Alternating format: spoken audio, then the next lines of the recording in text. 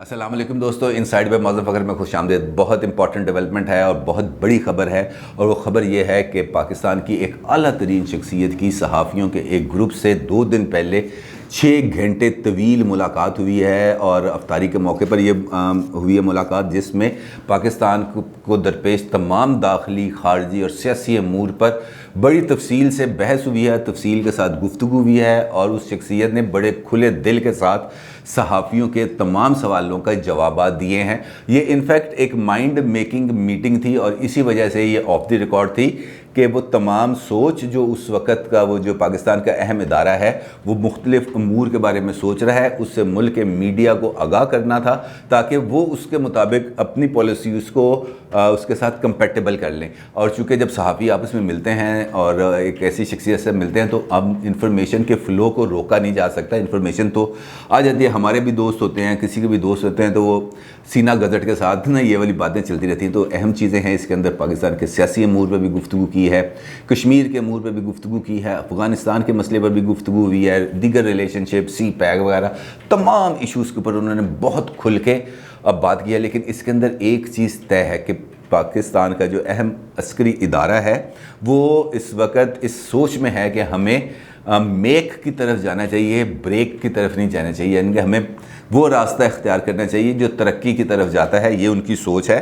जो उन्होंने वहाँ पर आगाह की है। और उनका ये कहना था कि हम सिविलियन हुकूमत के साथ हैं, जो भी सिविलियन हुकूमत होगी हम उसके साथ हैं, हम उसके दस्तो बाजू हैं, हम उसका हर हुक्म मानेंगे और हुकूमत बनाने या गिराने में हम कोई किरदार अदा नहीं करेंगे। मौजूदा हुकूमत भी है, हम इसके साथ हैं, हर तरह से साथ हैं, और हम इसको गिराने के अंदर किसी भी किस्म का कोई किरदार अदा नहीं करेंगे। हाँ, अगर ये हुकूमत खुद अपने ही वज़न से गिर जाए तो गिर जाए, हम इसको सहारा नहीं देंगे, हम गिरने से रोकेंगे नहीं। ये हमारा रिज़ॉल्व है और हम इस पर बहुत हद तक कायम हैं। सियासी अमूर पर भी गुफ्तगू की, लेकिन हम सियासी अमूर पर आगे चल के बात करेंगे। जो अहम ख़बर है इसके अंदर वो ये है कि पाकिस्तान और भारत कश्मीर समेत तमाम मुतनाज़ अमूर को हल करने के लिए बातचीत का दरवाज़ा खोलने के लिए तैयार हो गए हैं, और टेबल पे बैठ के अब बातचीत होगी। और इस बातचीत का आगाज़ ख़ुद भारत की जानिब से किया गया, और भारत की जानिब से पाकिस्तान को ये पैगाम पहुंचाया गया कि हम आपके साथ बातचीत करना चाहते हैं। उस शख्सियत ने सहाफ़ियों को बताया कि पाकिस्तान की फ़ौज के ऊपर ये एक इल्ज़ाम था, कि धब्बा था कि हम अपने मुफादात के लिए पाकिस्तान भारत के साथ कोई भी राज़ीनामा नहीं होने देते। हम उनका ये कहना था कि हमारे इदारे के ऊपर यह धब्बा था कि हम राज़ीनामा नहीं होने देते। लिहाजा हमने बड़े तवील इजलास किए, और उन इजलासों के अंदर हमने ये सोचा कि हम किस तरीके से ब्रेक थ्रू कर सकते हैं, किस तरीके से मुज़ाकरात को बहाल कर सकते हैं, और किस तरीके से हम अपने ऊपर आयद ये एक स्टिग्मा जो है इसको दूर कर सकते हैं। तो इन मुज़ाकरात की बाज़गश्त हमारी ख्वाहिश फैलती है। तो भारत की तरफ से हमें ये पैगाम मिला, उन्होंने पहल की, और अब ये जो मुज़ाकरात हैं ये कामयाब हों या ना हों कतई नज़र इस बात की, लेकिन ये डेवलपमेंट बहुत इंपॉर्टेंट है कि अब हम टेबल पे बैठ गए हैं, कंट्रोल लाइन खामोश हो गई है, DGMOs के दरमियान मुआहदा हो गया है, सीज़ फायर लाइन इस वक्त सीज़ फायर हो चुका है, और जो है बैक चैनल राब्ते अब बराह रास्त राब्तों में तब्दील हो चुके हैं, क्योंकि नई दिल्ली ने, उनके मुताबिक नई दिल्ली ने यह तरजीह दी थी कि मुज़ाकरात यानी कि पाकिस्तान और भारत के दरमियान कश्मीर के इशू समेत तमाम मुतनाज़ा अमूर पर बातचीत जो है ये पॉलिटिकल प्लेटफॉर्म पर होने की बजाय इब्तदाई तौर पर इंटेलिजेंस इदारों के सरबराहों के से इसका आगाज़ हो। तो इस पर पाकिस्तान ने इत्तफ़ाक़ किया, और ये गुफ्तगू का आगाज़ होता है पाकिस्तान और भारत के इंटेलिजेंस सरबराहों से, इनके राब्तों के साथ, और फिर ये बातचीत आगे बढ़ती है, और जिसके नतीजे में हम ये डेवलपमेंट देखते हैं कि दोनों मुल्क अब आगे बढ़ेंगे इससे, और उसके बाद सियासी दरवाज़े खुलेंगे और सियासी राब्तों के ज़रिए इस मसले को हल किया जाएगा। उनसे पूछा, उस आला तरीन शख्सियत से पूछा गया कि जनाब आपने एक्सटेंशन क्यों ली। उनका उस मामले में ये जवाब था कि जनाब मैंने एक्सटेंशन ली और सिर्फ़ इस वजह से ली कि उस वक्त हालात, उस वक्त की जब उन्होंने एक्सटेंशन ली उस वक्त के हालात ये थे कि कश्मीर और अफ़गानिस्तान दोनों बहुत ज़्यादा हॉट इश्यूज़ थे, और उस वक्त जो पॉलिसीज़ थी वहाँ से मेरा पीछे हटना इससे इन दोनों कॉजेज़ को नुकसान पहुंच सकता था। लिहाजा मुझे एक्सटेंशन लेने का फ़ैसला करना पड़ा, और इस एक्सटेंशन के नतीजे में हम ये जो कश्मीर वाली جو بریک تھرو ہے یہ ہم دیکھ رہے ہیں، کیونکہ ٹیبل پر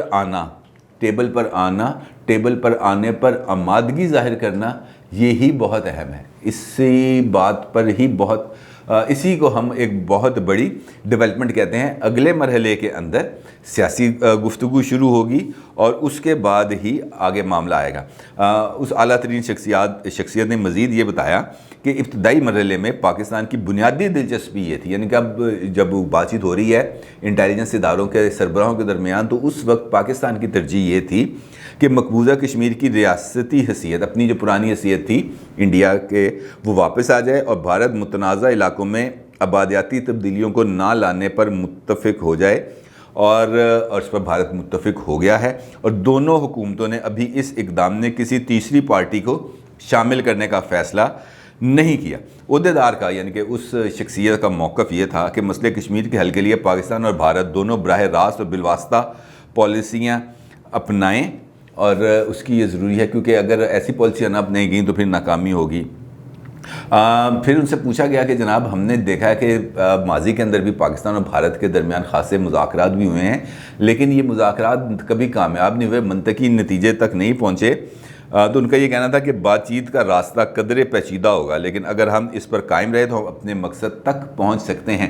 آپ کو یاد ہوگا کہ ماضی میں بھی مسئلہ کشمیر کے حل کے لیے بہت زیادہ کوششیں ہوئیں، اور پرویز مشرف صاحب کے دور کے اندر بھی خاصی سے اس معاملے میں پیش رفت بھی ہوئی تھی، اور پرویز مشرف صاحب کے وزیر خارجہ خورشید محمود قصوری صاحب تو آن ریکارڈ یہ بات کئی مرتبہ کہہ چکے ہیں کہ اس وقت، یعنی کہ مشرف صاحب کے ٹینیور میں، پاکستان اور بھارت مسئلہ کشمیر کو حل کرنے کے بہت زیادہ قریب پہنچ چکے تھے، لیکن اس کے بعد کچھ ایسی واقعات ہوئے کہ یہ جو ہے ایگریمنٹ یہ ایگزیکیوٹ نہیں ہو سکا۔ اور آپ کو یاد ہوگا کہ اس ٹائم کے اندر چناب فارمولہ بھی بہت زیادہ ڈسکس ہوا، چناب فارمولہ بھی ڈسکس ہوا، اور اس کے ساتھ دیگر آپشنز بھی ڈسکس ہوئے۔ یہ والا آپشن بھی ڈسکس ہوا تھا کہ اس کو دونوں، کشمیر کو پاکستان اور انڈیا دونوں کے مشترکہ کنٹرول میں دے دیا جائے۔ اس قسم کے بے شمار آپشنز بھی ڈسکس ہوئے تھے۔ یہ ویسے میں آپ کو یاد دلانے کے لیے یہ بات کہہ رہا ہوں۔ تو اصل میں معاملہ تو یہ ہے کہ تناؤ کم ہوگا۔ اب افغانستان کا جہاں تک معاملہ ہے، پاکستان کا اس کے اندر بڑا امپورٹنٹ رول رہا ہے۔ پاکستان نے امریکہ کو اور طالبان کو ایک پیج پر لانے کے لیے، ایک ٹیبل پر بٹھانے کے لیے اور وہاں پر امن قائم کرنے کے لیے بہت اہم کردار ادا کیا، کیونکہ افغانستان میں امن پاکستان میں امن کا ضامن بنے گا، کیونکہ وہاں پر جو بدامنی ہے وہ ریفلیکٹ کرتی ہے پاکستان کے قبائلی علاقوں میں۔ تو اب پاکستان کی کوششوں کی وجہ سے، جس کا امریکہ بھی اعتراف کرتا ہے، افغانستان کے اندر امن کی صورتحال آگے بڑھتی چلی جا رہی ہے۔ تو ان کا یہ کہنا تھا کہ یہ معاملہ تو اب بہت اچھے طریقے سے آگے بڑھے گا۔ اس موقع پر جو اس شخصیت نے صحافیوں کے بڑے سخت ترین سوالوں کے بھی جواب دیے، لیکن ان کا یہ ماننا تھا کہ ہمیں اب آگے بڑھنا ہے، ہمیں رکنا نہیں ہے، اور اگر ہم اس وقت اس موقع سے فائدہ نہیں اٹھائیں گے تو ہم پیچھے رہ جائیں گے، یہ ان کا کہنا تھا۔ اور سیاسی امور پر بھی ان کی حوالے سے بڑی ڈیٹیل ڈسکشن ہوئی ہے اعلیٰ ترین شخصیت کی صحافیوں کے ساتھ۔ ان سے پوچھا گیا پاکستان کی معیشت کے حوالے سے، سوال پوچھا کہ پاکستان کی معیشت کیوں نہیں ٹھیک ہو رہی؟ عمران خان صاحب کی گورنمنٹ کو 3 سال ہو گئے ہیں، لیکن پاکستان کی معیشت کے حالات آج تک ٹھیک نہیں ہوئے۔ تو ان کا یہ کہنا تھا کہ یہ کہا جا رہی بات کہ جتنا نقصان اسحاق ڈار صاحب نے پاکستان کو پہنچایا، ان کی پالیسیز نے پہنچایا، اتنا نقصان کسی نے نہیں پہنچایا۔ اور ان کا یہ بھی کہنا تھا کہ جب تک سرجری نہیں ہوگی سسٹم ٹھیک نہیں ہو سکے گا، کیونکہ جو معاہدے کیے گئے تھے اس دور میں، یعنی کہ نواز شریف صاحب کے دور میں، وہ بغیر سوچے سمجھے کیے گئے تھے، اور ان معاہدوں کی قیمت پاکستان کو چکانا پڑ رہی ہے۔ اور جب ہم یہ بات کرتے ہیں سویلین سپریمیسی کی، تو واقعتاً اگر ہم اس بات کو دیکھیں تو بات کافی حد تک ٹھیک لگتی ہے۔ ان کا وہاں پر جو موجود لوگ تھے، ان کا یہ کہنا تھا کہ جب اس شخصیت نے خطاب شروع کیا تو سب کو ایک دم سے ایسے تھا جیسے سانپ سونگھ گیا، اور انہوں نے بڑی کھلی ڈلی باتیں کیں، بڑے دل کے ساتھ باتیں کیں، اور جو باتیں کیں وہ بڑی سالڈ اور ٹھوک بجا کے کیں۔ ان سے سوال پوچھا گیا کہ آپ کی طرف سے دباؤ ڈالا جا رہا ہے عمران خان کی حکومت پر کہ آپ پنجاب کے اندر تبدیلی لے کے آئے۔ انہوں نے کہا جناب ہم نے کس کو کہا کہ آپ پنجاب میں تبدیلی لے کے آئیں؟ ہم نے کسی کو نہیں کہا پنجاب میں تبدیلی لے کے آئیں۔ بزدار ان کی چوائس ہے، وہ بزدار کو رکھیں نہ رکھیں، ہمارا اس سے کوئی تعلق نہیں ہے۔ ہم نہ کسی کو لانے میں ہیں نہ کسی کو نکالنے میں ہیں، اور ہم کیوں دیں گے پریشر۔ ہمارا کام ہے، ہم سویلین گورنمنٹ کے ساتھ ہیں، ہم سویلین گورنمنٹ کے ساتھ ہی رہیں گے، ہم اس سے آگے پیچھے نہیں ہوں گے. یہ بات بڑی کلیئرٹی ہے. پھر نواز شریف صاحب کے حوالے سے سوال ہوا تو انہوں نے کہا جی مجھ سے قسم لے لیں آپ، میں حلف دینے کو تیار ہوں کہ نواز شریف صاحب کو باہر بھجوانے میں ہمارا کسی قسم کا کوئی رول نہیں. نواز شریف صاحب کو حکومت نے عدالتی فیصلے کے تحت باہر بھجوایا ہے، اور ان کی رپورٹس جو میڈیکل رپورٹس آئی تھیں ان میڈیکل رپورٹس کی بنیاد پر فیصلہ ہوا ہے. ہم پہ خام خواہ اس بارے میں یہ الزام ہے اور یہ بات آگے اس طریقے سے آگے نہیں بڑھ سکے گی. اگر ہم دیکھیں یہ مطلب تھوڑی سی گفتگو ہے جو پہنچی ہے، جیسے جیسے کوئی اور بھی حصہ آئے گا میں آپ تک پہنچاؤں گا، لیکن اگر ہم دیکھیں تو چند باتیں اس کے اندر درست ہیں. کہ پاکستان کے نظام کو اگر ہم نے ٹھیک کرنا ہے تو ہمیں پھر خالی دوائی دینی نہیں پڑے گی، ہمیں پھر میجر سرجری کرنی پڑے گی. میجر سرجری کرنے سے کا مطلب یہ ہے کہ ہمیں انسٹیٹیوشنل ریفارمز لانی پڑیں گی، اور ایسی ریفارمز لانی پڑیں گی جو اس پورے سسٹم کو اوورال کر دے. لیکن المیہ یہ ہے کہ عمران صاحب گزشتہ اپنے اس پورے 2.5-3 سال کے ٹینیور میں ایک ٹاسک فورس بنانے کے باوجود جس کی سربراہی عشرت حسین صاحب کر رہے ہیں، وہ اس سمت میں، اور ان کے ایس اے پی ایم ہیں دوسرے عبدالرزاق داؤد صاحب جس نے انڈسٹریل اور یہ اس پر کرنی تھی، لیکن کسی بھی لیول پر ہم نے ابھی انسٹیٹیوشنل ریفارمز کا آغاز ہی نہیں دیکھا. وہ کام ہی کیے جا رہے ہیں. 3 سال ہو گیا، حکومت ختم ہونے کا، ٹینیور پورا ہونے کا ٹائم آ رہا ہے، لیکن وہ ریفارمز ہی کیے جا رہے ہیں، ریفارمز پر کام کیے جا رہے ہیں. وہ ریفارمز کب کمپلیٹ ہوں گی، کب ایگزیکیوٹ ہوں گی، یہ شاید کو اگلا 50 سالہ منصوبہ ہے. یہ ابھی تو مجھے ایگزیکیوٹ ہوتی نظر نہیں آ رہی. جہاں تک رہ جاتی ہے بات پولیٹیکل ڈیولپمنٹس کی، اس کے اندر ہمارا ابھی ریسنٹلی دیکھیں کہ عمران خان صاحب نے کرونا ایس او پیز پر عمل درآمد کرنے کے لیے فوج کو طلب کیا کہ جناب فوج آئے اور آ کے کرونا ایس او پیز پر عمل درآمد کرے. تو یہ بات ٹھیک ہے کہ اگر ماسک لگانے ہیں تو ہم فوج کو بلاتے ہیں، نالے صاف کرنے ہیں تو ہم فوج کو بلاتے ہیں.